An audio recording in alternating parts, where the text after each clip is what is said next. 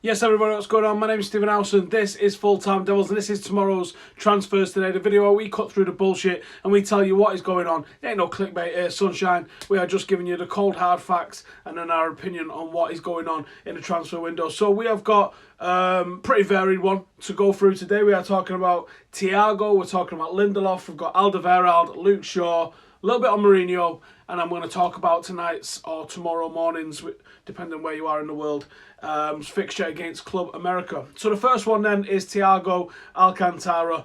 There was a rumour popped up like a week ago which said that Thiago and Lewandowski are targets for Manchester United. And you go, are they though? Really, are they though? When you look at United's squad and you look at the midfielder that we've just signed, you go, if we sign Thiago, he's going to be first choice. That doesn't add up. Where's Lewandowski going to fit? Where would Lewandowski and Thiago fit in a Manchester United team? Didn't make sense. Didn't think it was real at the time. And it's come out, Spanish outlet AS saying that Thiago would prefer a move to Barcelona over anywhere else. Again, United's name just been flung in the mix just to get headlines by people. In this article, what's interesting is, though, it's saying everyone wants Bonucci. So Milan's problems are getting deeper and deeper and deeper. They've been taken over by a hedge fund with the European ban that they've been given, and everything else. And now the Express are saying that basically everyone is in for Bonucci. United one of them, Chelsea another one, Paris Saint-Germain another one, but Manchester City being one. Now, when you look at all of the centre-halves that City have got on their books, on one hand you go, Pep's transfer policy is just to sign all the players, isn't it? But they've got John Stones, Laporte, Kompany, Otamendi, Kyle Walker's played there recently, and Danilo, Mangala. They don't need Bonucci. Bonucci'd be mad to go to Manchester City. I wouldn't mind Bonucci. We're not talking about Bonucci tonight, but, you know, I'm just saying, wouldn't mind Bonucci. Speaking of centre-halves, Manchester Evening News have done another absolutely cracking piece of journalism, and it says, Victor Lindelof sends a message amid Manchester United centre-back hunt. Well, what is the message that Victor Lindelof is there writing and sending off? I hear you say. Well, he's been on a treadmill just 12 days after Sweden's World Cup exit. Man is an absolute hero, isn't it? Just 12 days after playing football, the man is able to run on a treadmill. I tell you what, we've had some heroes, haven't we, down the line, but I tell you what, 12 days after playing a game of football, he's able to run on a treadmill.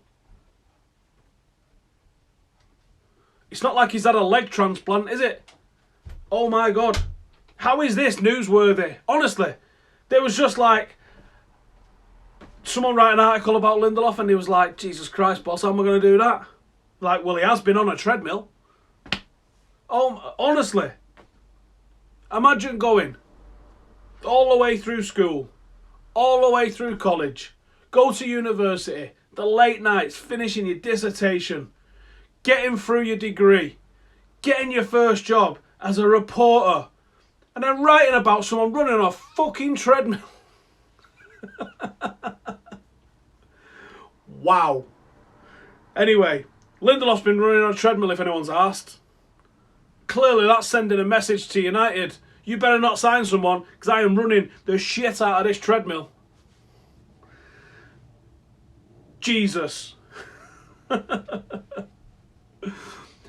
then, and we've already mentioned this one before, haven't we? Like, it's actually a joke that there's journalists used to be such a respected thing. Like, I remember David Meek. When David Meek mentioned something about Manchester United, you listened because David Meek had a direct line to Fergie and he knew the players. And because they wasn't the bullshit merchants that we see with journalists now that are just trying to write takedown piece after takedown piece after takedown piece, journalists had a relationship with managers and they could call managers up. David Meek was probably the last real great one that I remember, certainly for the Manchester Evening News, which is now an absolutely dead publication. But David Meek was what made the MEN great at the time. They had a relationship and they did their own journalism. Now they're writing articles on tweets and Instagram posts and you think, why did you need to go to university for that? Why can't the guy working behind the counter in Greggs do what you're doing? Honestly. How is this journalism? So there's still a few good journalists out there, which is must be a nightmare if you're a good journalist. It also seems to be the ones that are really good have also wrote books. And I think that tells you about something about the intellect of the ones that are really good and the absolute trash merchants down near the bottom that are just writing about tweets. Now this is another one here, another example of this. So this is in the Sports Review, and we've seen the Express have done this recently as well with this particular podcast. The transfer window podcast, I think it's called. So Michael Bridge, who's a Sky Sports reporter, has been talking about Alderweireld on this podcast, which is a pretty decent podcast.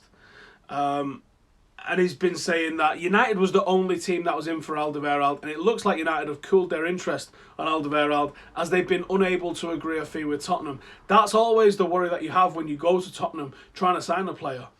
I think a deal could still be done, but it might be time for poker facing it now.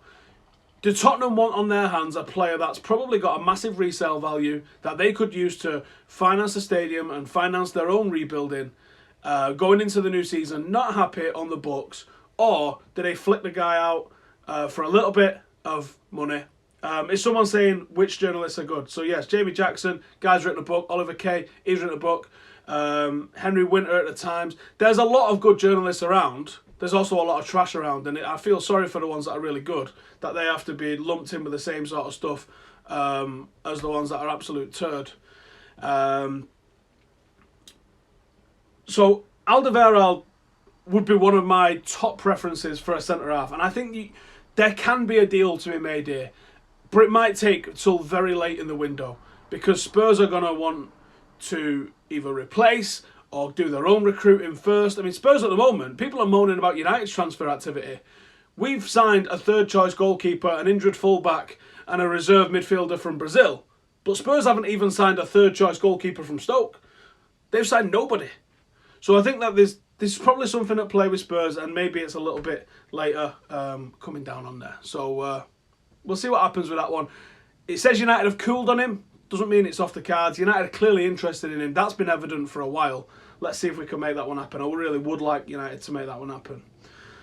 So, again in the MEN, they're saying that Manchester United might be about to solve our left-back problem. So Jose Mourinho has convinced Luke Shaw he still has a future at United after holding talks with the defender this summer. Now I'm sceptical on this. I'm sceptical for a couple of reasons. One, I think actions always speak louder than words. What people do is better than what people say, generally. Now, Luke Shaw has been pushed forward in a press conference, been pushed forward into the mix zone, and he's going to be asked about his future by journalists because everyone expects him to go. So he said, I don't think I'd still be involved if the manager didn't believe in me. The manager believes in me. I'm here to prove myself, this, that and the other. Again, it's those generic answers that you knew was coming out of his mouth before you even asked him the question. But the actions of Manchester United and the actions of Jose Mourinho speak louder than this. The fact he played Ashley Young all the way through the back end of last season is a bigger action than what I'm seeing coming out of Luke Shaw's mouth. The action that he rejected a move to Everton tells me that United tried to push him to go to Everton. You've got to read between the lines here a little bit, Luke. Jose doesn't want you. He's going to say he wants you to your face, and then he's on the phone going, get rid of this lad for us. That's what I think is going on with Luke Shaw at Manchester United. He's young. There is a resale value on him. It's not going to be huge because of his recent history, but I definitely think United want to get rid of him, despite what Luke Shaw thinks. So I don't think we've solved our left-back problem, and I think, reading between the lines again, the fact that we're still in for Sandro and willing to pay around 50, 60 million for the guy tells me, Luke, you might think you've got a chance. Jose does not. Maybe take the hint and sling it, or you're going to be sitting on the bench for another 12 months. Next up, we have got one of the craziest press conferences I've seen in a long time. And Jose knows exactly what he's doing when he walks into these press conferences. And he's sitting there with the world's media in front of him. And he gave one of the most negative, downbeat press conferences that I think I've ever seen from a United manager. And the feeling is tangible across the United fan base with what's going on with Jose. The signings haven't been the most exciting, the most inspiring signings. The way last season sort of petered out, so far behind Manchester City, you go, United haven't yet done anything to make up ground. We're seeing Liverpool signing people left, right and centre, and people are panicking like that's actually going to mean anything. Listen, in recent history, Manchester United have signed Memphis, Schweinsteiger, Schneiderlin, Falcao, Di Maria. We didn't win a title. What makes you think that signing a goalkeeper, with all of the other players and the billion that Liverpool have spent trying to chase a Premier League title, is going to make the difference? Relax. Liverpool are still quite a while away. We ourselves are probably still a while away, which is why there's a downbeat feeling.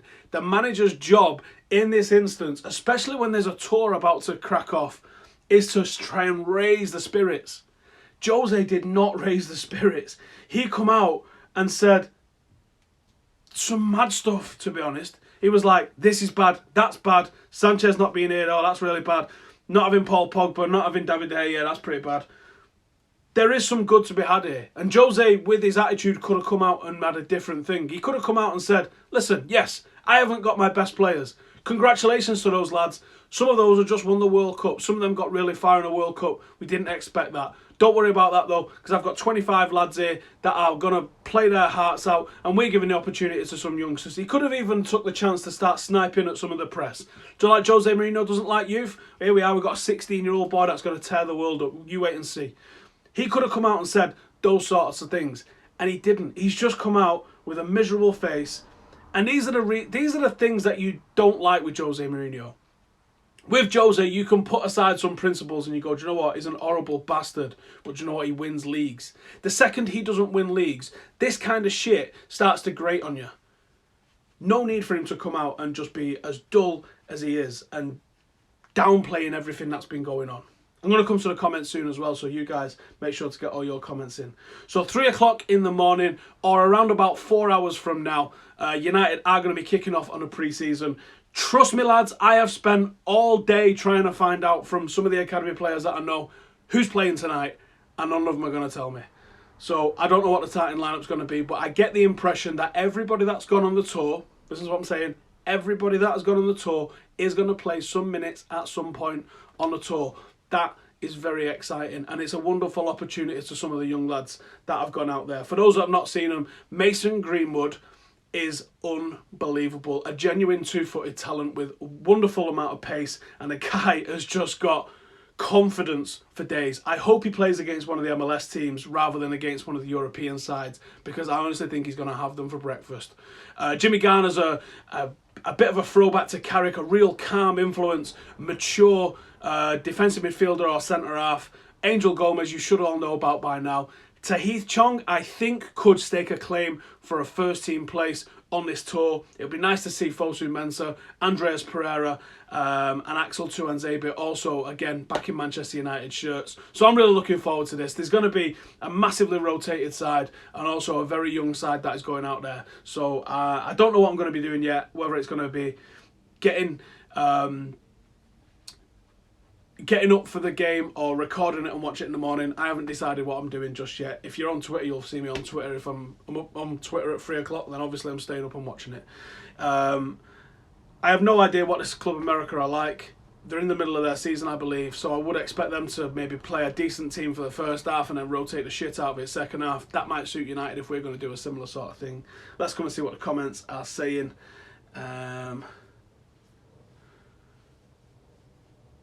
Rasmus says, I'm sure this is going back to the Mourinho comments, ain't that the problem that he is a professional but he doesn't understand United and therefore won't be here next season? I see a lot of people saying, oh no, it's Jose's dreaded third season. Well, why would you expect history to repeat itself on that one particular thing of Jose when we didn't win the league last year? Because Jose always wins the league in his second season. So why do you expect history to repeat itself on that one if it didn't on that one last season? I think the fact that he's got new backroom staff and Michael Carrick and Kieran McKenna have come in, I think that's going to give Jose a new lease of life going into this. But he doesn't look happy at the moment. He generally doesn't look happy, and I wouldn't be shocked to see him come out and chat a load of more bollocks after this game. Jose is not a United-worthy manager. Listen, stop listening to some of the negative knobheads in our fan base. Jose's one of the most successful managers in the world, and he's actually transformed United. He's took us back into the top four, which we hadn't been consecutively and hadn't qualified for the Champions League consecutively since Sir Alex until Jose got here. He got us into second place, our highest finish. He's won trophies with us already, despite, admittedly, being pretty shit. Give the guy a chance. If anyone has earned the chance to take Manchester United forward, this is the guy. But as I said earlier, you put your principles aside because the guy is uber successful. The second he's not successful, you question those. And we're all right to question what he's doing.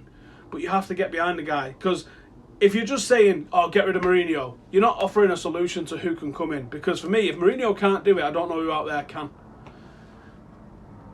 Could be Jose taking the expectations off Greenwood. If he talks up a 16-year-old and things go bad, the media would kill the kid. I sort of agree and I sort of don't. As a 16-year-old Manchester United player that's gone on a first-team tour, the expectation level is going to be there. If you're going to come through the ranks at Manchester United, you need to be mentally strong. Whether that's 16, 17, 18 or 19 when you make your debut, you have to be mentally strong. Mason Greenwood, from what I've seen of him, is mentally tough enough to handle it. Now, you protect them in certain ways. You don't have them doing interviews. You maybe don't put them out as the cover of different things, but you let the kid play because that's what he's good at doing. He's good at football and scoring goals, so let him go and do that. You can talk about him because I think it's worthy of talking about him. The fact you've brought a 16-year-old on a first-team tour, regardless of whether there's been a World Cup or not, he could have took James Wilson, who's got first-team experience and a lot more years on him, but he chose to take Mason Greenwood. So I think you should talk about him and talk up him and talk positively about the guy because the guy's absolutely brilliant. Will Timbo get games this season? I don't know. There's a little bit of a rumour of him going on loan, isn't there? I hope he stays, to be honest. Mourinho press conference is like a glimpse of us not winning the league next year. Jesus, mate, it's not even started and you're already writing us off. How much is Marshall worth? However much somebody wants to pay for him. Aguth says, a left back and a centre half and then give youth a chance. I could get behind that, mate. I really could. Liverpool are going to win the league. Like we've not heard that for the last 28 years. Sandro, Alderweireld or Maguire, Perisic and we're sorted, says Callum. Lee Grant is going to win us the league with a Rabona bicycle kick. I think that's exactly what's going to happen, mate. I think you're correct on that one. Would be amazing to see Mason Greenwood get some minutes today. I agree. It'd be phenomenal for everything that's been going on and with Carrick and McKenna being part of the first team squad. I'd really like to see that happen as well. United are going to finish 6th, says Ryan. Well, aren't you a barrel of laughs, mate? Can I see another signing coming in? Yes. Now, people have got to chill out and you've got to remember, when it's World Cup, agents are busy. They're at the World Cup. Everybody's trying to hold on to their cards. Nobody wants to sell. And even if players come out of the World Cup earlier, agents are busy, clubs are busy. The scramble's got to start happening now. Yes, admittedly, some players that we could have been in for, like Gareth Bale or Sandro, haven't been involved in the World Cup. But a lot of the officials that do those negotiations, agents and the like, have been involved in the World Cup. So it can have a massive delay on it. Also, clubs are reluctant to either sell or buy until the end of a World Cup because that can have a massive shift in the valuation of players that they're either looking to sign or looking to sell. So even if it's not the direct player that you're talking about, there is a knock-on effect within squads that you have to allow just to play out. Zidane in would definitely kill the Bale rumours. I wouldn't mind Zidane or Jardim, as has been mentioned in the comments as well. Greenwood is a striker, says Northern Crusader. He's not really. I think he'll end up as a striker. Most of the times that he's played in the under-18s, and those when I was seeing him in the under-16s, he was playing either left wing or right wing, quite often right wing. He can also play number 10. I do think he will finish as a striker because he's going to grow into a real big frame, and I think there's a hell of a footballer there. What do I think of Pogba to Barcelona? I'm going to be doing a live at 3 tomorrow on my channel. I'll tell you everything I know about Pogba to Barcelona, and it's not good. Need a right winger, says Celtic Warrior. What channel is the game on? It's going to be on MUTV. Alberto says, I'd rather see some of our youth being used this season and fix some of the problems with them. I totally agree, mate. The problem with that is we haven't really got anyone that's ready right now as a left-back to throw in. And you can't just manufacture a 29, 30-year-old centre-half. You need that experience from outside. But yeah, for right wing, Tahith Chong could really stake a claim. I think Jesse Lingard's also put a claim in there for right wing. The early finish to transfers could mess us up, says Adam. I totally agree, mate. And it could also mess up others. Anybody else that's late, like Spurs haven't even got off the blocks yet. So I think that there's a few teams that you could see have a real imbalance going into this season. I hope we're not one of them. Gustav says, spot on about Jose. Can't understand how so many of our own fans are already writing him off. Get behind the team. Season hasn't even started yet. Yeah, exactly, mate.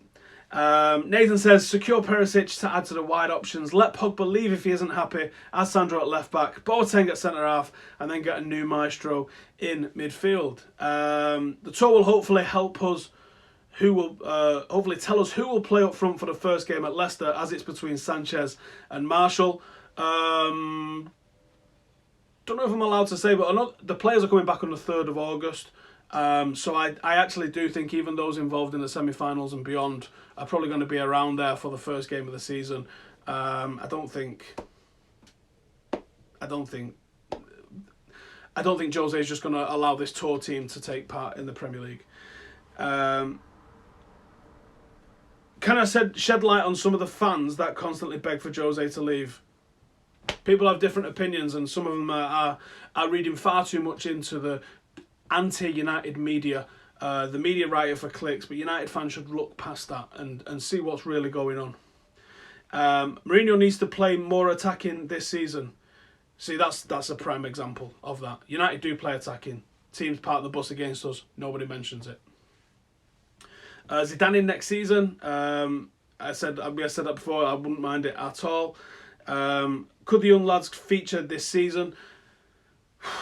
Don't know, you know. I don't know. I think Chong could. I'm really on the fence about what Gomez could do. I don't think Mason is. I think Mason's going to go and have a cracking season in under 18s. I think that's the best thing for him. Same with Jimmy Garner. But there's a couple that could stake a claim. Tuanzebe, Fosu Mensah, Pereira. And I really think Chong, not thinking he'll play 10 games, but, you know, half a dozen games, some cameos, get people really excited, and then kick on for next season. I think that'd be fantastic. Martial is staying, and it's not a surprise the papers are backed off. No, I don't know, you're missing this, says Russell. Wait and see, my friend. I don't think the ink's dry on anything just yet. If Pogba leaves, we are in big trouble. I don't think we're a better team without Pogba or Martial. But I wouldn't be shocked to see both of them go, to be honest with you. No way want Jose to leave, but can't say I'm too impressed or optimistic with him, if I'm honest. I don't think the guy's perfect at all. I don't think he's perfect at all. There's problems with him. But for now, he's here. He's earned the right to be given time. He's turned Manchester United around from the sinking that we had. Wasn't perfect last season. But the points tally we got last season was phenomenal. If we can increase that by another 8 or 9 points, I don't think City are going to get anywhere near 100 points again. I think they'll be in 90, 91, 92 kind of range. I think we can put a title challenge on, and then you need a little bit of luck, you need a bit of good run of form, and then anything can happen, can't it? I'm going to wrap it up there, but thank you guys for watching. Make sure to subscribe if you're new.